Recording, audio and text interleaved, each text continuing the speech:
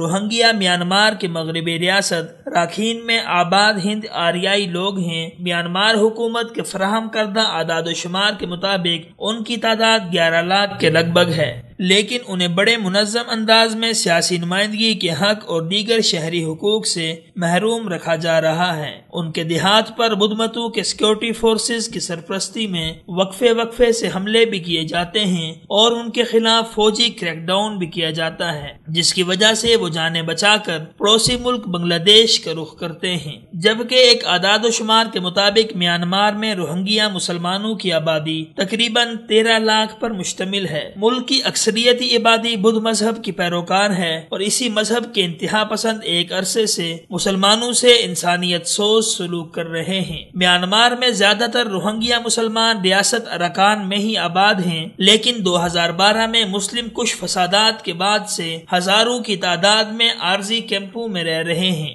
یاد رہے کہ ان فسادات میں بدھ مت بلوائیوں نے روہنگیا مسلمانوں کے مکانوں کو نظر آتش کر دیا تھا اور جن دیہات میں وہ اقلیت میں تھے وہاں سے ان کو باہر نکال دیا تھا، جبکہ حقیقت یہ ہے کہ میانمار روہنگیا مسلمانوں کو ایک الگ نسلی اقلیت کے طور پر تسلیم نہیں کرتا ہے، بلکہ انہیں بنگالی قرار دیتا ہے، اور اس کا یہ اصرار ہے کہ وہ پڑوسی ملک بنگلہ دیش سے تعلق رکھنے والے غیر قانونی تارکین وطن ہیں اور وہ بنگلہ دیش سے برسوں قبل برما میں منتقل ہوئے تھے۔ یہی وجہ ہے کہ ملک میں ان کے نقل و حرکت پر پابندیاں بھی عائد ہیں اور انہیں ملازمتیں بھی نہیں دی جاتی ہیں، یہاں تک کہ ان کو شہری خدمات سے بھی محروم کیا جاتا ہے۔ اس صورتحال کے پیش نظر ہر سال روہنگیا مسلمان سمندر کا پرخطر سفر کرتے ہوئے جنوب میں واقع ممالک ملیشیا اور انڈونیشیا کے رخ کرتے ہیں۔ یاد رہے کہ میانمار میں کوئی 3 اشرے کے بعد سن 2014 میں پہلی مرتبہ مردم شماری ہوئی تھی،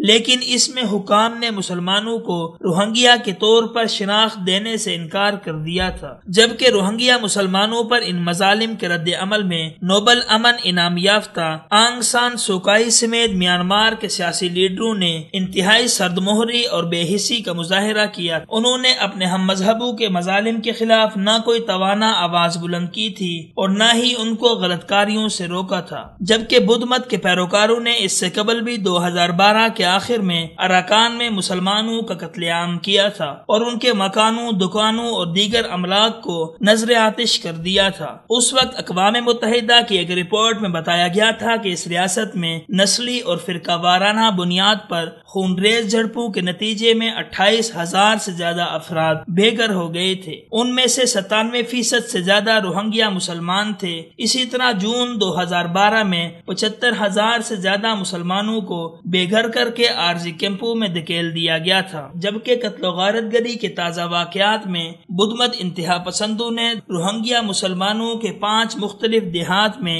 1,000 سے زائد مکانوں کو نظر آتش کر دیا ہے، جبکہ سینکڑوں مسلمانوں کو بے دردی سے شہید اور ہزاروں کو بے گھر کر دیا ہے۔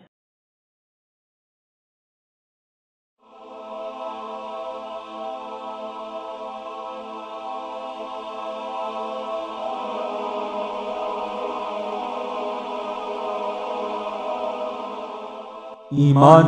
کی کرن، ہدایت کی شمع، رسالہ